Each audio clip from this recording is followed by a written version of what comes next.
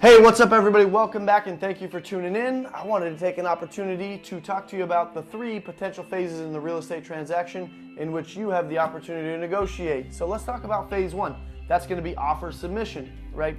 In this phase, you have the opportunity to negotiate a number of things such as purchase price, who pays for title and escrow fees, if there's going to be any closing costs that the seller will contribute, who's going to pay for transfer fees. There's a ton of different things that you can negotiate for in your offer submission. I do want to be very clear that in this particular housing market, there are a lot of instances in which you cannot negotiate much. In fact, you will be writing offers for above asking with shorter inspection periods and quick closes because of how competitive the market is right now. That does not mean, however, that there are not opportunities. A lot of this is going to be predicated upon how long the house has been on the market, if the house is priced correctly or if it's priced competitively, and a lot of other contributing factors, like I said. So that's phase one that you can potentially negotiate. Phase two of the real estate transaction where you can potentially negotiate is going to be what we refer to as the request for repairs phase. So what you're going to do, or what I hope you're going to do, is you're going to have inspections completed by a licensed contractor and or inspection company. We like to use CalPro. They're a great company. And what we'll do is we'll contract them for our buyers to basically inspect the home inspection, the pest inspection. We like to get a sewage inspection and a roof inspection. If you live on property or you're looking to purchase property where there's a well and septic, I highly recommend you also get those inspections completed as well.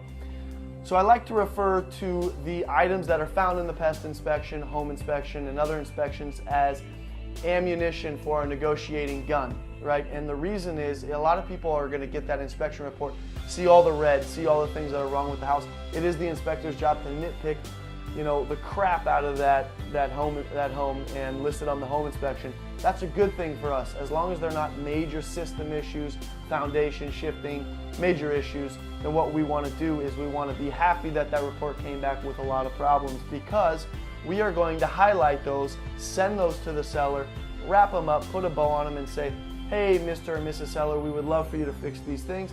And if you don't feel like fixing them, we totally understand. We'll take a credit for recurring and non-recurring closing costs, which means hopefully if you and your real estate agent do this correctly, you get a nice big fat check at the end of closing once you close on the property.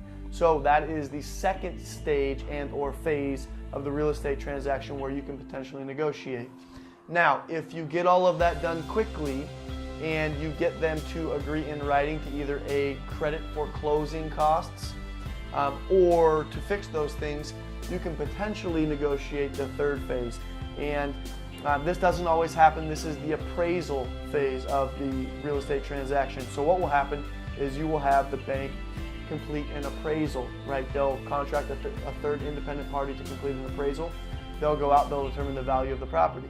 Now, if the value of the property comes in below what the purchase price is on the contract, then you have an opportunity to go back to Mr. or Mrs. Seller and say, hey, sorry, not sorry, the house didn't appraise and we're going to need a reduction from the contract price.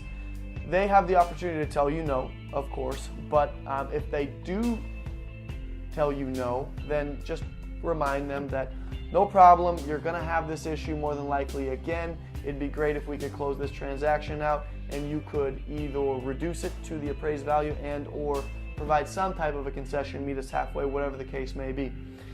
That's your third opportunity to negotiate in the real estate transaction. Please understand that when you have an appraisal completed, if the appraisal comes in for $50,000 more, $1 million more than what you're in contract for, that's totally fine. You never have to pay more than what you contractually agreed to pay in the beginning. The only benefit to an appraisal is as far as you're concerned in negotiating is if it comes in below value. So those are the three steps to negotiating in the real estate transaction. I hope this was very valuable for you. If you have any questions or you need help negotiating in the three phases of the real estate transaction, I'm your guy, happy to help you. Please reach out at any time with any questions or if I can be of help. Have a great day and I'll talk to you guys real soon. Bye.